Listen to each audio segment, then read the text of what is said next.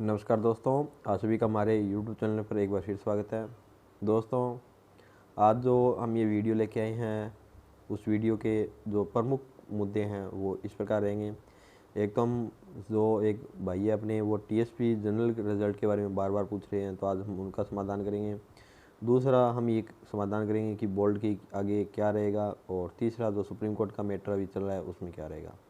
तो आइए हम एक एक मुद्दे पर बात करते हैं, और आप हमारा वीडियो लास्ट तक देखिए। आपको मुझे उम्मीद है कि आपको ये वीडियो पसंद आएगा। सबसे पहले तो हम जो TSP जनरल की जो सीटें बाकी है उनके बारे में बात कर लेते हैं। TSP का जैसा आपको पता है कि TSP का सभी SC ST का जो रिज़ल्ट है वो डिक्लेयर हो गया है, परंतु जनरल कैटेगरी का भी रिज़ल्ट नहीं दिया है। तो जनरल कैटेगरी का रिज़ल्ट है वो जो बाकी का जो रिज़ल्ट आएगा उन्हीं के साथ, रिवाइज रिज़ल्ट आएगा उन्हीं के साथ ही आएगा। तो आपको ज़्यादा फिक्र करने की ज़रूरत नहीं है। एक आप पूछ रहे थे कि SC ST को भी जो ज्वाइनिंग दी है उनमें सभी लड़कों को ज्वाइनिंग दे दी, उनका वो क्या होगा। तो अभी जो रोस्टर लगेगा वो फिर से लगेगा।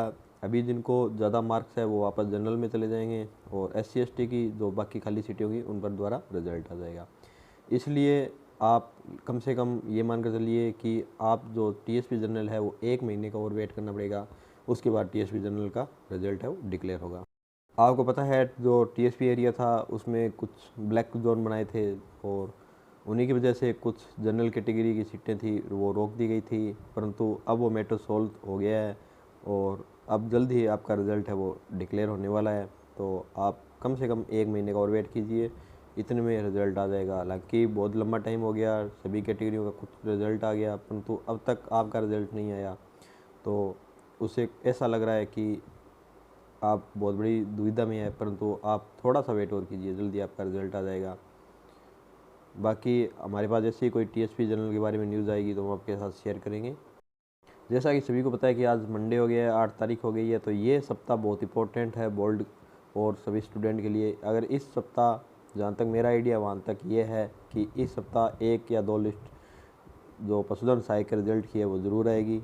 जैसे ही अगर लिस्ट आ गई तो फिर जो लोग पैसे इकट्ठे करे हैं उनको भी पता चल जाएगा कि वो लोग फालतू में ऐसे पैसे इकट्ठा करे थे और लोगों को क्यों लूट रहे थे। तो इसलिए हमारा पूरा फोकस है कि इस महीने एक लिस्ट निकले, और जैसे ही कोई लिस्ट आएगी तो उससे पहले हम आपको सूचना दे देंगे। बाकी हमने आपको बताया था कि PH कैटेगरी और स्पोर्ट्स कैटेगरी की लिस्ट है वो पहले आएगी, तो इस सप्ताह PH कैटेगरी और स्पोर्ट्स कैटेगरी की लिस्ट है वो आने की पूरी संभावना है। तो आप लोग भी थोड़ा, आपको वो दिखाना होगा थोड़ा सा। 10 तारीख को जो उपेंद्र यादव का जयपुर में इकट्ठे हो रहे हैं बेरोजगार संघ में, तो आप लोगों को भी उसमें जाना चाहिए, और वहाँ पर नई भर्ती और जो पशुधन सहायक की रुकी हुई लिस्ट है उनके बारे में बोर्ड को ज्ञापन देना चाहिए। ये बहुत अच्छा मौका है, इससे आपको खुलकर जानकारी मिलेगी। इसलिए मैं आपसे निवेदन भी करना चाहता हूँ कि आप 10 तारीख को इकट्ठे होइए और वहाँ पर जाइए और बोर्ड के साथ मिलिए, क्योंकि उसमें हो सकता है कि अपनी मांगी मान ली जाए और प्राथमिकता से अपना रिजल्ट है वो डिक्लेयर कर दिया जाए। इसलिए 10 तारीख को आप उपेंद्र जी यादव के साथ जाइए और उनको मिलकर उनको पशुपालन विभाग और बोर्ड को ज्ञापन दीजिए।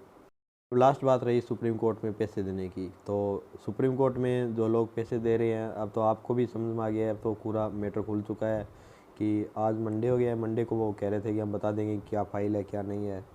तो मैं, जैसा कि मैंने आपको बताया था कि पशुपालन विभाग ने फ़ाइल लगाई थी, उसमें कुछ खामियां रख दी थी, उन्होंने फीस जानबूझ कर जमा नहीं कराई थी, और कुछ डॉक्यूमेंट थे वो आगे पीछे कर दिए। तो सुप्रीम कोर्ट ने उनको 90 दिन का टाइम दिया है।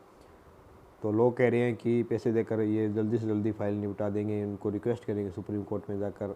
अब ये समझ से बाहर है कि वहाँ पर कौन रिक्वेस्ट सुनेगा, और वहाँ पर इतना जल्दी मैटर सॉल्व भी नहीं होते, क्योंकि वो पहले भी 90 दिन तक का टाइम दे चुके हैं। दूसरी बात, वो कह रहे हैं कि हम वहाँ पर कैविट लगाएंगे या रिट लगाएंगे तो पशुपालन विभाग की रिट है वो खारिज करवा देंगे। तो भाई साहब, अगर उनकी रिट खारिज हो सकती है तो अपनी रिट भी खारिज हो सकती है, तो ये कोई बड़ी बात नहीं है। इसलिए पैसे है वो थोड़ा सोच समझ कर दीजिए। बाकी क्या था कि 15 तारीख तक आपको वेट करना चाहिए, उसके बाद आप कोई भी एक्शन ले सकते हो। अगर 15 तारीख तक एक लिस्ट आ जाती है तो फिर उसका कोई मतलब नहीं रहता सुप्रीम कोर्ट हाई कोर्ट का। फिर आप अपने विवेक से काम लेकर, आपको भी पता चल जाएगा कि रिज़ल्ट है वो अपने सिस्टम से आ रहा है, ना कोई सुप्रीम कोर्ट है, ना कोई हाई कोर्ट है। बाकी जो सुप्रीम कोर्ट ने पशुपालन विभाग को 90 दिन का टाइम दिया है, उस 90 दिन के टाइम के अंदर उसको दोबारा फाइल लगानी है, उसके बाद वो उस पर SLP होगी। कुछ लोग कह रहे हैं कि सुनवाई कब होगी, तो ये मान के चलो कि 90 दिन तक अगर पशुपालन विभाग ये फाइल जमा नहीं करवाता है तो 90 दिन तक सुनवाई होने का तो कोई मतलब ही नहीं है। उसके बाद ही कोई सुनवाई होगी और उसके बाद ही कोई पता चलेगा कि ये क्या मैटर था और इस पर क्या उन्होंने SLP लगाई थी। बाकी जो कह रहे थे छत्तीसगढ़ वाले क्वेश्चन पर लगाई है, बोर्ड ने लगाई है, तो अब तक तो कुछ लोगों के समझ में आ गया है। हमारे पास कॉल भी आ रहे हैं कि आप सही कह रहे थे, और बाकी लोगों को भी धीरे धीरे समझ में आ जाएगा कि हमने जो न्यूज़ दी थी वो बिल्कुल सही न्यूज़ दी थी।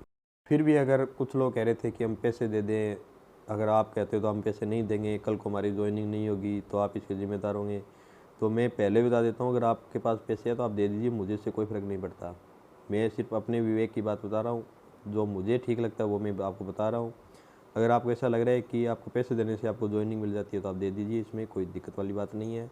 बाकी हमको जैसे भी कोई न्यूज़ मिलेगी तो हम आपके साथ शेयर करेंगे। तब तक आप हमारे यूट्यूब चैनल पर बने रहिए। धन्यवाद।